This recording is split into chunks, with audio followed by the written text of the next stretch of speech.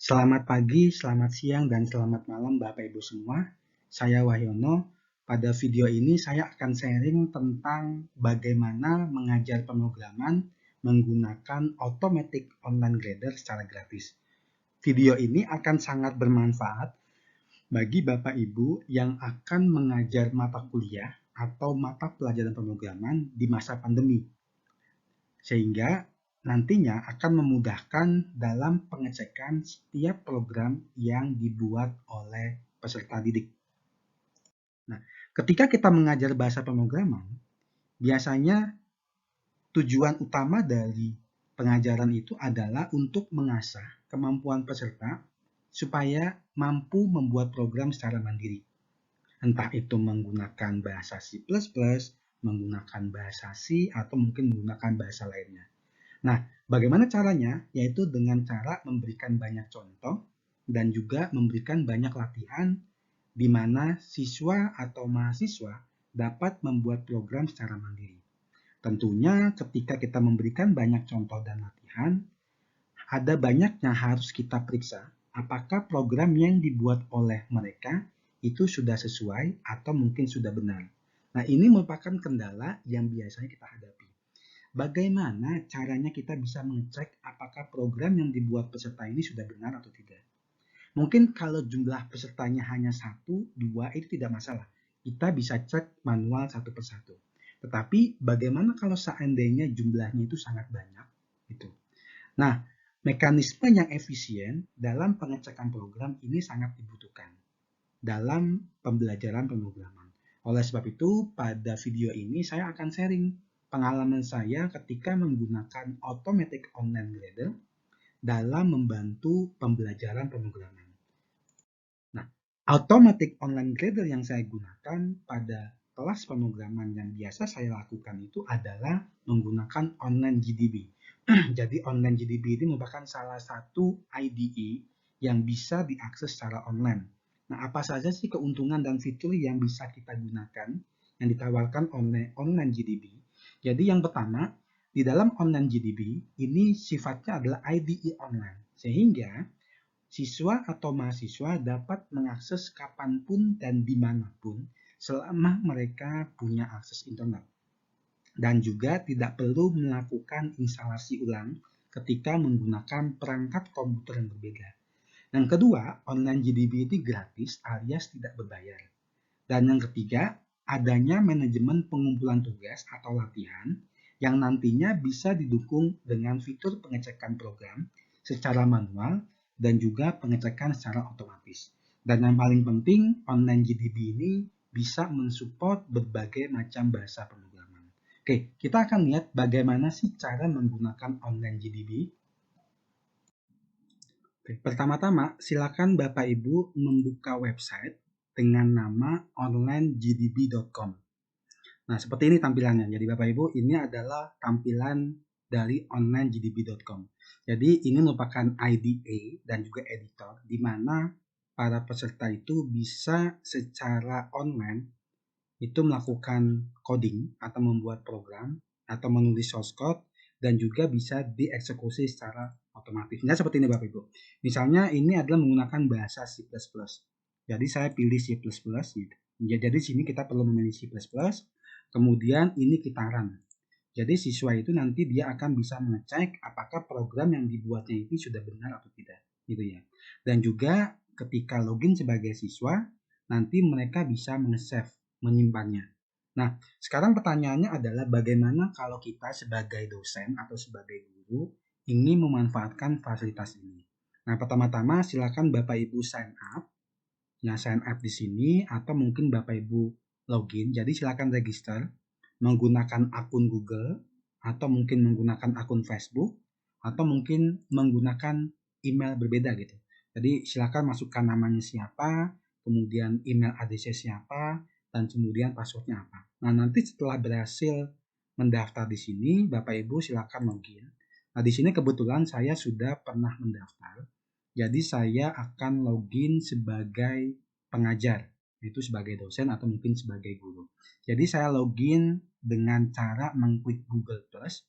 Nanti akan ada pop-up, itu Bapak Ibu nanti akan ada pop-up yang meminta kita untuk memasukkan username dan password Gmail kita.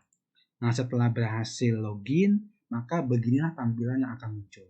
Nah, ini kebetulan saya login sebagai dosen. Gitu. Nah, ada beberapa fitur yang bisa digunakan oleh peserta maupun oleh kita, yaitu di sini ada create new project. Create new project di sini maksudnya adalah kita membuat file program baru. Kemudian ada my project. My project di sini artinya adalah kumpulan program yang sudah kita buat atau yang sudah dibuat oleh peserta. Nah, di sini adalah fasilitas classroom. Nah, fasilitas classroom inilah yang menjadi fasilitas yang kita gunakan dalam pembelajaran pemrograman. Jadi silakan Bapak Ibu klik Classroom. Nah, ketika Bapak Ibu klik Classroom seperti ini, nanti akan ketahuan ketika Bapak Ibu register, silakan Bapak Ibu register sebagai teacher ya, sebagai teacher. Nah, ketika Bapak Ibu register sebagai teacher, maka di sini akan ada list.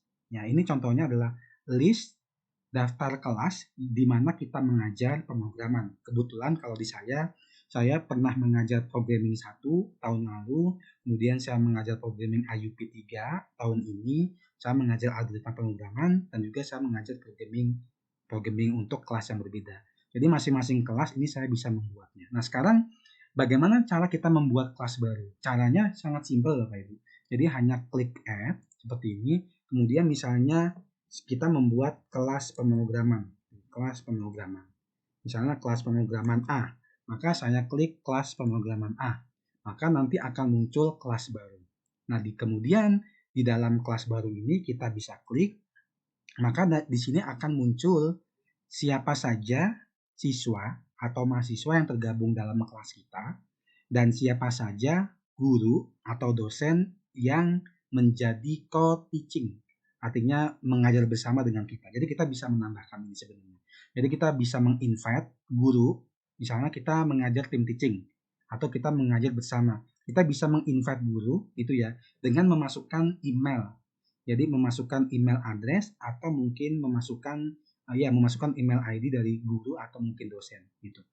Nanti kita tinggal klik send invitation. Sedangkan kalau kita ingin mengundang siswa untuk gabung ke kelas kita pertama-tama kita harus meminta siswa untuk membuat akun di online GDB.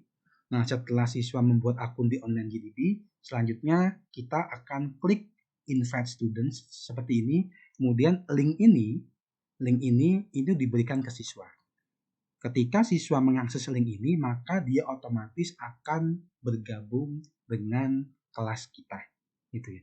Gitu ya. Ini adalah contohnya gitu Bapak Ibu. Ini adalah contoh beberapa kelas yang pernah saya ampu di dalam pemrograman. Contohnya ini programming kelas regular gitu Bapak Ibu. Ini misalnya ini programming kelas reguler ya, kemudian ini programming kelas IUP. Nah, ini kalau kelas IUP kalau kita lihat ternyata di sini sudah ada 36 siswa saya yang bergabung di kelas ini. Artinya saya bisa memantau. Nah, kemudian di dalam setiap kelas kalau kita perhatikan di sini ini contoh kelas tahun lalu yang pernah saya selenggarakan. Jadi di sini ada 13 siswa yang bergabung di dalam kelas saya. Di sini adalah beberapa tugas itu. Beberapa tugas atau latihan gitu. Ini beberapa latihan yang pernah saya berikan kepada setiap siswa. Nah, latihan-latihan ini untuk setiap latihan ini kita bisa memantau mana yang belum mengerjakan. Nah, ini ada 5 orang yang belum mengerjakan. Jadi kita bisa ngecek, oh ternyata yang belum mengerjakan ini seperti itu. Atau kita bisa mengecek siapa saja yang sudah selesai. Nah, ini kita bisa ngecek, dan juga siapa saja yang belum dikoreksi. Jadi pending evaluation ini artinya belum dikoreksi Bapak Ibu. Jadi kalau belum dikoreksi, dia masuk ke dalam kategori pending. Seperti ini ya, pending. Jadi not submitted ini artinya belum mengerjakan. Kemudian pending ini artinya adalah belum dikoreksi. Submission done ini artinya sudah dikoreksi dan sudah selesai. Oke, sekarang kita lihat bagaimana caranya kita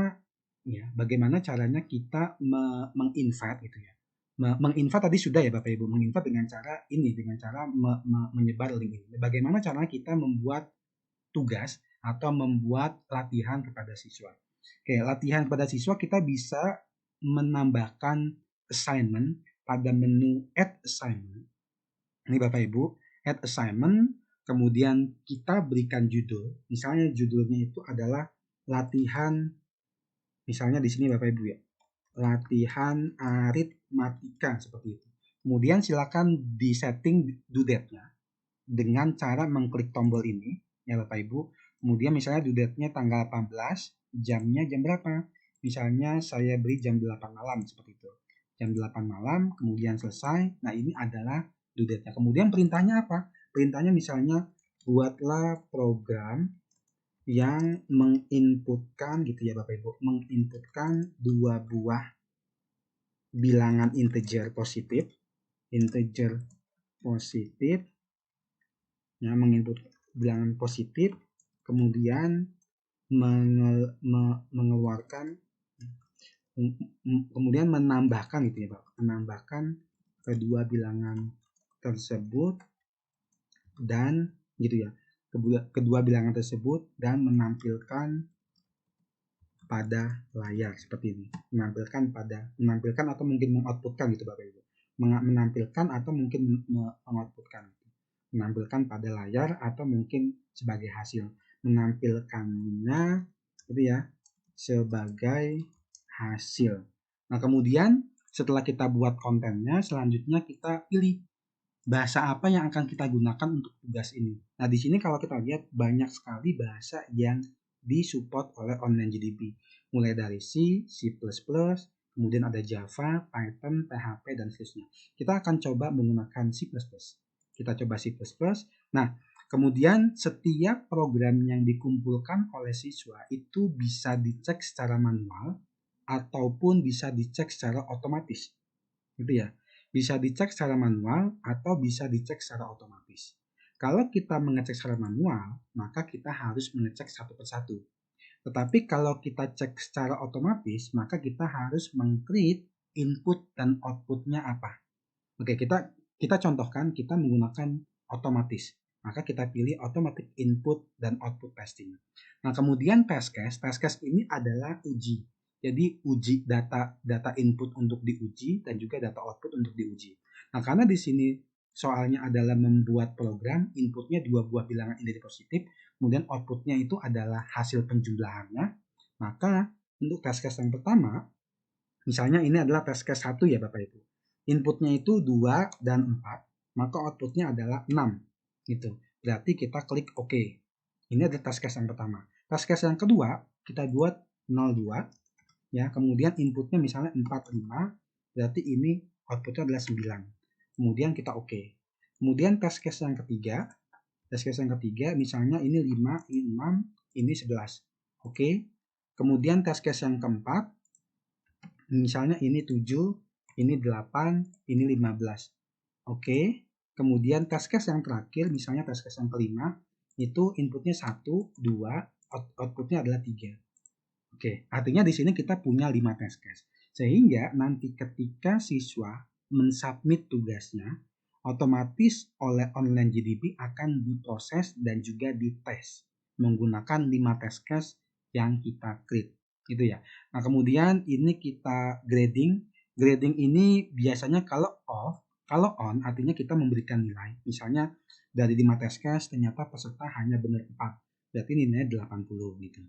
Tapi kalau seandainya kita meng-off-kan, artinya kita tidak memberikan nilai. Oke, kita contohkan, kita berikan nilai on, seperti ini. Kemudian setelah itu kita save, ya Bapak Ibu, kita save. Setelah itu kita publish. Artinya ini adalah latihan aritmatika yang akan dikerjakan oleh siswa. Oke, sekarang coba kita mulai meng-invite. Jadi saya akan coba login sebagai siswa. Saya oke, kemudian saya logout. Ya, kemudian saya login sebagai siswa. Di sini saya login sebagai siswa. Ya. Nah, setelah saya login sebagai siswa, kemudian saya membuka link yang tadi Bapak Ibu. Jadi link invite saya buka. Nah, di sini otomatis nanti siswa akan digabung ke kelas yang kita miliki, yaitu kelas pemrograman A. Nah, ketika di sini bedanya, di sini for student. Ketika kita mengklik ini, maka siswa akan bisa melihat, oh ini ternyata ada latihan. Nah, ketika ingin mengerjakan latihan, siswa hanya perlu mengklik latihan aritmatika, kemudian membaca Ini dibaca, oh tugasnya sudah ngapain sih? Tugasnya adalah membuat program yang menginputkan 2 buah bilangan integer gitu. Nah, kemudian sebagai siswa, misalnya saya bisa memulai include gitu ya Bapak Ibu, stdio atau mungkin iostream ya Bapak Ibu, iostream misalnya ini pakai bahasa C++, kemudian using namespace std itu, kemudian di sini saya buat int main, kemudian di sini return 0. Kemudian inputnya apa sih? Input misalnya di sini saya buat int x, y, z. Kemudian inputnya itu adalah cin. Jadi cin ya Bapak Ibu, cin misalnya x, y. Jadi ini inputnya ya, inputnya. Jadi inputnya x, y. Kemudian di sini z sama dengan x plus y karena hanya menjumlahkan. Kemudian cout itu adalah z. Jadi kita mengoutputkan hasilnya, hasil akhirnya. Nah, setelah siswa menuliskan program yang dibuatnya, mereka bisa melakukan run. Apakah programnya itu sudah benar atau tidak? Nah, di sini siswa itu harus menginputkan nilai 2 dan 3 di enter, maka hasilnya adalah 5. Seperti itu. Atau kita run lagi, misalnya 8 dan 9, maka hasilnya adalah 17. Nah, setelah dirasa programnya ini sudah benar, maka siswa bisa menyimpannya, kemudian setelah disimpan, disubmit. Jadi di sini ada tombol submit Bapak Ibu. Jadi silakan disubmit, maka otomatis tugas ini, latihan ini akan disubmit ke kelas atau mungkin evaluasi. Nah, di sini ada deadline-nya. Jadi tombol submit itu akan hanya muncul kalau seandainya itu sebelum deadline. Oke, kita kembali lagi, kita login sebagai dosen. Itu ya. Nah, ini di sini kalau login sebagai mahasiswa atau siswa ini akan ada status submitted. Oke, kita login sebagai dosen ya. Kemudian saya akan lihat siapa saja yang sudah mengumpulkan.